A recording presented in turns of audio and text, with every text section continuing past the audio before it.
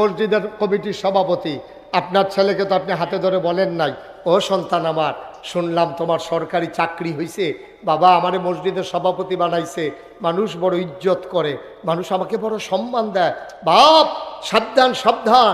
আমার সন্তান তুমি, আমি মসজিদ কমিটির সভাপতি, সরকারি চাকরি হয়েছে ভালো কথা, বেতন যা পাও তাই দিয়া চলবা, খুব সাবধান, আমার ঘরে যেন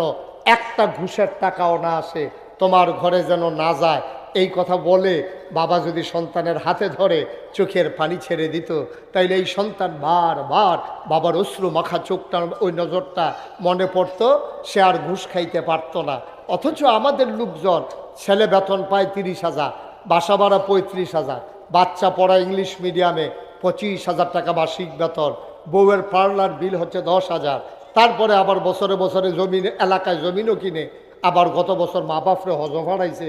একবার এবারাই জিজ্ঞানা পুত্রে